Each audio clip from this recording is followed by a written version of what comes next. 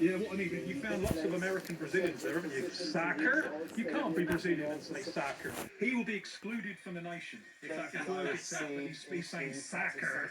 Listen, he said he was born in Rio. I didn't check his passport, Tim. I mean, yeah, a lot of them were like saying like. They're Americans, Steve. They ain't Brazilians. all right, well, I think we can talk about how Brazilians feel about Carlo Ancelotti, because his appointment was fascinating. The rarest of rare things, a non-Brazilian in charge, and a job that isn't just the job of a football manager, is it? Not when you're Brazil's head coach.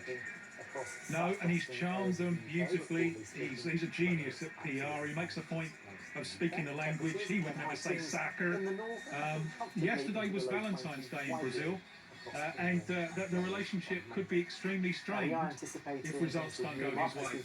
It's been very, very good so far. He's charmed them, he's raised his eyebrow, Roger Moore style, but it all depends on what happens on the pitch. Now it gets serious. What about the strengths and weaknesses of this Brazil team then? They lost a lot of games in qualifying. They've never failed to qualify for a World Cup, but they did give it a good go. Yeah, it's been a really, really bumpy ride. The whole cycle, the whole qualification campaign of Copa America, even under Ancelotti, it's been a little bit bumpy. He called up a squad, and then it was obvious that they didn't have enough midfielders. So when they lost the attacking right back, they used that to call up another midfielder, the lad who's doing it Man United, Edison, but it's left them without an attacking right back. So it's been a very, very bumpy ride. The strengths, well, look down the spine of that side. You've got a great goalkeeper, two great centre-backs, some good central midfielders. You've got Vinny and Rafinha up front. Around the corners, there is a feeling of uncertainty in the Brazilian public.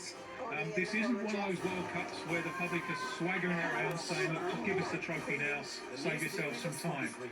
There's a majority who don't think they're going to win. But they can go from we're useless to we're unstoppable in 20 seconds.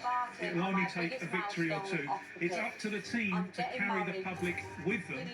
But I have to say, a little bit surprised by the starting lineup. None of the Brazilian press saw this. None of them. This is three different from the starting lineup that everyone in Brazil had envisaged. They're finding Carlo Ancelotti very hard to read. What is the biggest surprise then, do you think? Igor Thiago, without doubt. Both of the fullbacks are a surprise, but Igor Thiago is the big surprise. And in a way, this is a cautious choice, because what he says about Igor Thiago is that he is at his most useful when you're under pressure, because you can play up to him back to goal and he will hold the ball. Everyone had expected Matheus Cunha, because Cunha will drop back, he'll also work the left flank, and he will free Vinny. Igor Thiago, if they're under pressure, they can play up to him. None of the Brazilian press saw this coming. This is a huge, huge moment for Igor Thiago. I can't emphasise to you how unusual it is to have a striker playing for Brentford representing Brazil in a World Cup. This is by far the biggest afternoon in his life. And this, Tim, is what I find fascinating about him, because we've already mentioned a couple of the great Brazilian strikers who had immense swagger. And I think of Brazil, and I think of swagger. Romario, Ronaldo. I know Romario's got his own podcast now, which in the country where they won the World Cup in 1994, just feels like a bizarre thing to say. But there was a great line from a recent episode when he was talking, not surprisingly, about himself. I consider myself one of the 5 greatest of all time.